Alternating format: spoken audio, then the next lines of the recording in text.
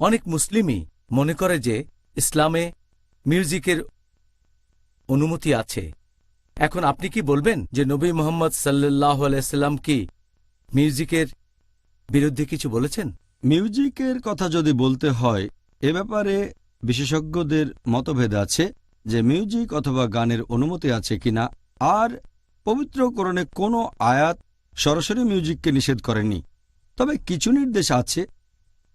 আল্লাহ পবিত্র কোরআনে বলেছেন, সূরা লুকমান অধ্যায় নম্বর 31 আয়াত নম্বর 6 বলা হয়েছে যে মানুষদের মধ্যে কেউ কেউ অজ্ঞতাবশত আল্লাহর পথ থেকে বিচ্যুত করার জন্য অসার বাক্য ক্রয় করে, আর এভাবে মানুষকে দূরে নিয়ে যায় আল্লাহ সুবহানাহু ওয়া তাআলার পথ থেকে।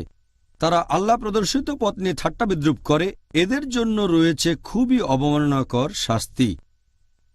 পবিত্র কোরআনের তাফসীর পড়লে আপনারা দেখতে পাবেন এই যে অসার বাক্য জ্ঞান বহির্ভূত অর্থ ছাড়া, এটা বোঝাচ্ছে অনইসলামিক গান আর বিভিন্ন বাদ্যযন্ত্রের কথা। তাফসীর পড়লে এটা পাবেন।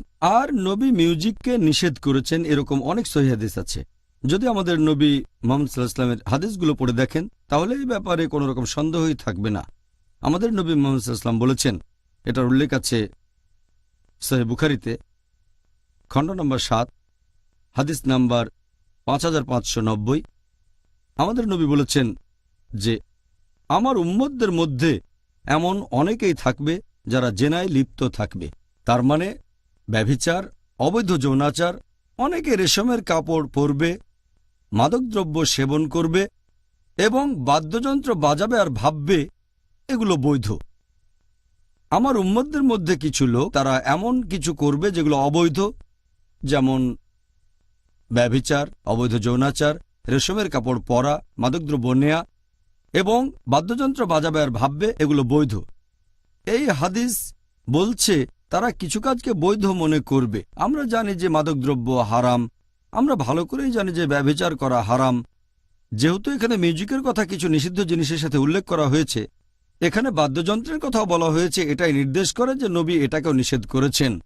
তবে কিছু লোক বলে এটা বৈধ। আর এখনকার দিনে কিছু বিশেষজ্ঞ আছেন যারা বলেন যে ইসলাম ধর্মে বাদ্যযন্ত্র ব্যবহারের অনুমতি দেওয়া হয়েছে, তবে এই হাদিসটা পরিষ্কার বলছে যে বাদ্যযন্ত্র জিনিসটাই হচ্ছে হারাম। আরও কিছু সহিহ হাদিস আছে যেখানে কিছু বাদ্যযন্ত্রের ব্যাপারে অনুমতি দেওয়া হয়েছে, বিশেষ করে ধপ, তার মানে তাম্বুরি। আমাদের নবী মুহাম্মদ সাল্লাল্লাহু আলাইহি ওয়াসাল্লামের হাদিস পড়লে দেখবেন সহিহ বুখারী খণ্ড নম্বর 5 হাদিস নম্বর 4001। এখানে বলা হয়েছে যে মুহাম্মদ সাল্লাল্লাহু আলাইহি ওয়াসাল্লাম একদিন বিয়ে করার পরে বাইরে এসে কথা বলছিলেন সাহাবীগণের সাথে। তখন ছোট ছোট দুটো মেয়ে বাজাচ্ছিল এই ধপ, তার মানে তাম্বুরি, আর তারা গানে গানে সাহাবীগণের প্রশংসা করছে কিভাবে অমুকের বাবা জিহাদ করেছেন। এরপর তারা নবীর প্রশংসা করতে লাগলো। নবী বললেন, আমার প্রশংসা করো না, আগে জায়গায় ছিল তাই গাও। তার মানে নবী সাল্লাল্লাহু আলাইহি সাল্লাম তাদের এই তাম্বুরি বা ধপ বাজাতে নিষেধ করেননি।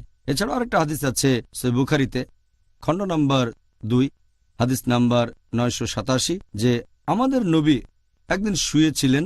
এই হাদিসের বর্ণনা দিয়েছেন হযরত আয়েশা রাদিয়াল্লাহু আনহা। তিনি বলেছেন যে দুটো ছোট মেয়ে তাম্বুরি বাজাচ্ছিল আর গান গাচ্ছিল। তখন হযরত আবু বকর রাদিয়াল্লাহু আনহু, হযরত আয়েশা রাদিয়াল্লাহু আনহার বাবা, তিনি সেখানে এসে তাদের বললেন, বন্ধ করো। মুহাম্মদ সাল্লাল্লাহু আলাইহি ওয়াসাল্লাম তখন ঘরে শুয়েছিলেন। তিনি আবু বকর রাদিয়াল্লাহু আনহুকে বললেন, গান গাক ওরা, আজকের দিনটা তো ঈদের দিন, ওরা গান গাক। এছাড়া আরেকটা হাদিস আছে তিরমিজিতে হাদিস নাম্বার 3690। সেখানে আমাদের নবী সাল্লাল্লাহু আলাইহি ওয়াসাল্লাম বলেছেন যে একবার এক লোক নবীর কাছে এসে তাকে বলল, আমি আল্লাহ সুবহানাহু ওয়া তাআলার নামে শপথ করছি, যদি আপনি জিতে ফিরে আসেন তাহলে আমি গান গাইব, ধপ বাজাবো, আমি তখন তাম্বুরি বাজাবো। নবী বললেন, যদি শপথ করে থাকো তাহলে করবে, যদি শপথ না করে থাকো তাহলে করবে না। এই হাদিসটাও আমাদের বলছে বিভিন্ন ধরনের বাদ্যযন্ত্র আসলে হারাম, শুধুমাত্র ধপ, তার মানে তাম্বুরি বাদে নবী কখনো কখনো এটার অনুমতি দিয়েছেন। ডক্টর জাকির,